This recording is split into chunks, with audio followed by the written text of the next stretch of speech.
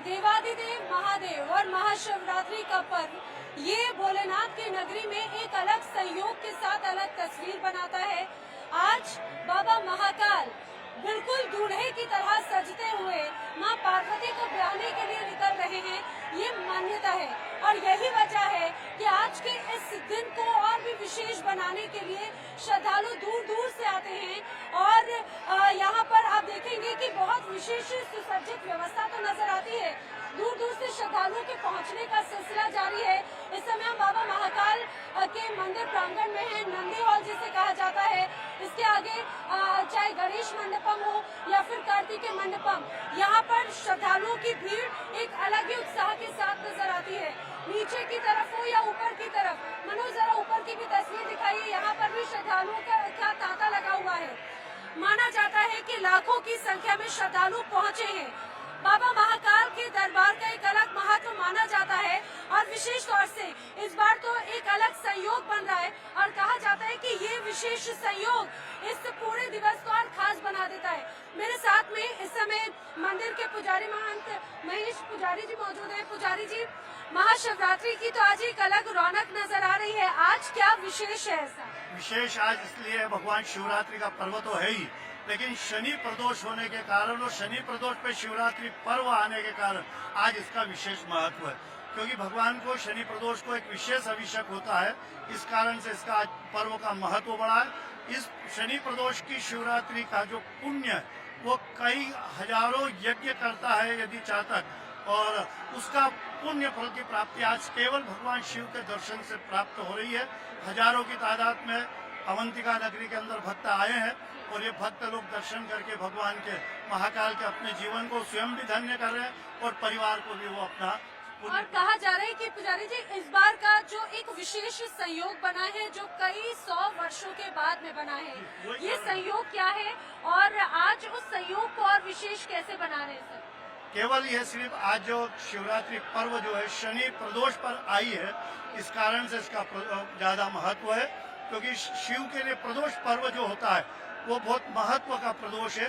भगवान आज के दिन बिल्कुल निराहार रहते हैं और एक टाइम भोजन प्रसादी प्राप्त करते हैं, लेकिन आज के दिन तो पूरे 24 घंटे भगवान निराहार रहेंगे। कल जाकर भगवान को भोग लगेगा 6 बजे के लगभग जो आरती होगी उसमें।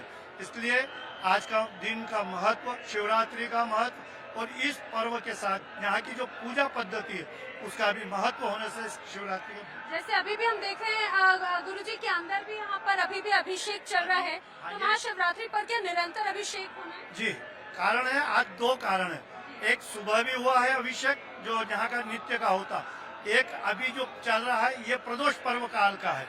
तो शनिवार को हर शनि प्रदोष पे होता है, तो ये शनि प्रदोष का पर्व का अभिषेक हो। और एक अभी रात्रि में 12 बजे फिर लघु रुद्र होगा। इस बार शिवरात्रि में 3 महालघु रुद्र की पूजा सेवा भगवान पे होने से इसका त्रिगुणात्मक, भगवान त्रिनेत्रधारी है। भगवान को बेलपत्र भी 3 चढ़ाए जाते हैं। त्रिगुणम त्रिगुणाकारम त्रिनेत्रम चतुरायुधम त्रिजन्म पाप संहारम बिल्व पत्र शिवार्पण, इसलिए त्रिनेत्रधारी है। और आज ये सब योग जो संयोग बना है, इससे पूजा सेवा का विशेष सहयोग है। पुजारी जी, आज जो लोग बाबा महाकाल के दर्शन करने यहाँ तक नहीं आ पाए वो अपने अपने स्थानों पर होंगे। आज के पूजन का भी विशेष महत्व है। आपके अनुसार आज का पूजन कितना फलदायी होता है और आज क्या करना चाहिए? आज तो केवल यदि दर्शन कर लेता है भगवान के भक्त, चाहे कहीं भी दुनिया के शिवलिंग के दर्शन कर लेता है, तो उसे 12 ज्योतिर्लिंग के दर्शन का पुण्य फल प्राप्त हो जाता है। भले वो पृथ्वी पे 12 ज्योतिर्लिंग है, उसका पुण्य उसे मिलेगा। अवंतिका में महाकाल है, यदि वो भगवान महाकाल का स्मरण करके किसी शिव जी के ऊपर एक बिलपत्र, जल और दूध ही अर्पण कर देगा तो उसे पुण्य फल की प्राप्ति अक्षुण्ण होती है। ऐसी शिवरात्रि के पर्व तो यही वजह है कि अभी तक हम देख रहे हैं 5 या 6 लाख से ज्यादा श्रद्धालु अभी तक दर्शन कर चुके हैं। अवंतिका में भगवान महाकाल जो विराजित है ना, इस कारण से इनका, क्योंकि दक्षिण मुखी है, दक्षिण मुखी होने के कारण इनका महत्व ज्यादा हो गया।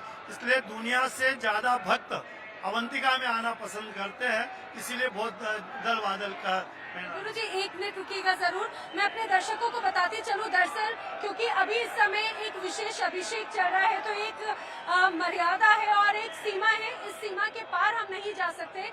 लेकिन मैं चाहूंगी गुरु जी जरा आप ये समझाते चलिए तस्वीर के साथ में कि आखिर क्या हो रहा है। ये भगवान का एक जो रुद्री पाठ होती है, जिसे रुद्र का पाठ बोलते हैं, जिसमें शिव जी का 5वां अध्याय होता है, उसमें 66 ऋचाएं हैं।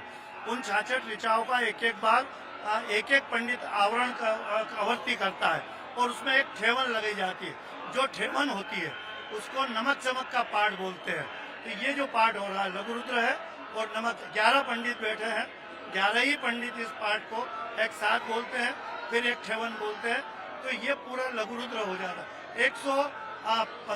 125 पाठ पूरे हो जाते हैं, इसलिए इसको लघु रुद्र अभिषेक बोलते हैं। ठीक है गुरु जी, बहुत बहुत धन्यवाद आपको जानकारी के लिए।